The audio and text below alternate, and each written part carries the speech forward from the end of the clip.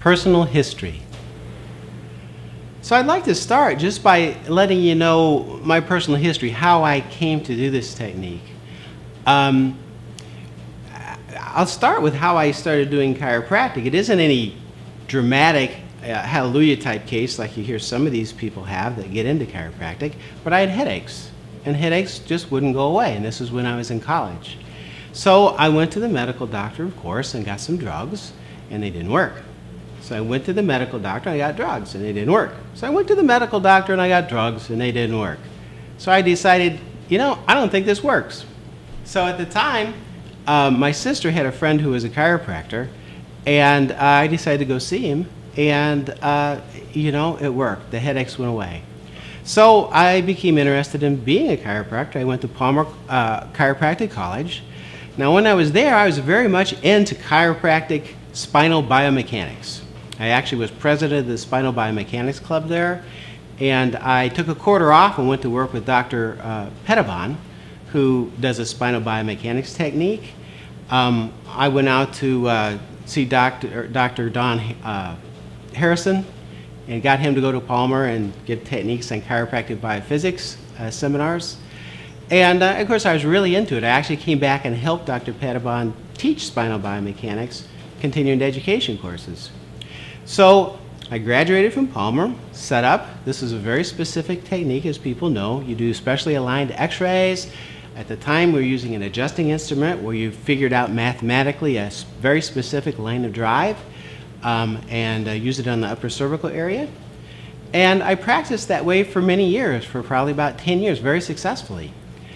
But one day I had a patient and I was working out the formula for correcting him, and I just said to myself, the reason this person isn't getting better isn't because I'm a half a degree off on my line of drive. That's not it. There's something else going on here.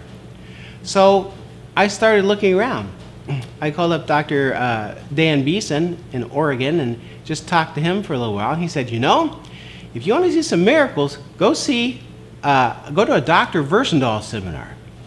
So I really didn't do much about him, but I did. I went to a Dr. Versendahl seminar, and there's this guy, and he had all these people up there, and he was doing this muscle testing thing, and it just looked really weird. Now, I had some associated with muscle testing. I know there's an AK club.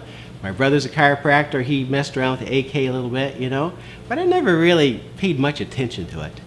And he's up there and he's testing all these people and he's sticking their arm out and it just looks kind of goofy. And I'm like, I don't know if I'm in the right place or not. But then there was a doctor who got up and he taught at a medical college. He actually owned a chain of pharmacies, and I can't remember his name right now. But his wife was very, very sick, and he took her everywhere. He could certainly afford it. Top doctors all across the nation, and no one knew what was wrong with him. And he took her to see Dr. Versendahl, and she got better. So I said, well, why not? So he was testing the doctors. I stood in line. He tested me, and he nailed it. He nailed exactly what was wrong with me. I took the supplements that he wanted me to take, and I got better. And I'm like, you can't argue with results. And I had to do a little bit of internal searching on there. I'm like, well, if I really cared that much what people thought, I probably wouldn't be a chiropractor to begin with, especially back then when I started. So I started doing this. I started to incorporate it in my practice. I started using the muscle testing to determine what was wrong with the people, given the supplements. And you know what? They were holding their adjustments. They were actually keeping their adjustments in place. Not only that, all these other things started getting better. And I just kind of fell in love with it. And I started doing it more and more and more. And finally became like the main focus of what I would do. Still do chiropractic, but it's also within the realm of that. In other words, with this technique, I could tell if the person was pretty much going to keep their adjustments were going to hold or not.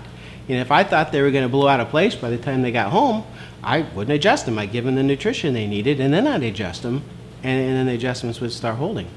So, so that's really how I got started with the muscle testing technique. It was through Dr. Versendahl. Now, there were some problems with Dr. Versendahl's technique, I found. One of them was he would use protocols.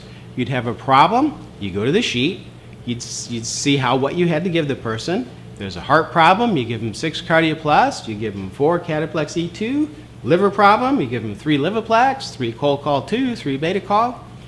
Now the problem you're getting into is, especially if the patients were recurring patients where they come back regularly, they ended up taking so many supplements, they just couldn't take them all.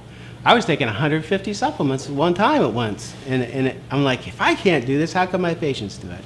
So I had to look at it to see what I could do to make it more specific to the individual so that I could still make them better and yet make it so they could do the program. So, and I did that by going after more the basic causes of the problem, and also by making the supplement itself more specific to the person. And I did that by just narrowing the exact thing that was wrong with them down a little bit more. For instance, if there's a digestive problem, if it was more the liver, I give them more support that helped the liver. If it was more the stomach, it was more centered on the stomach.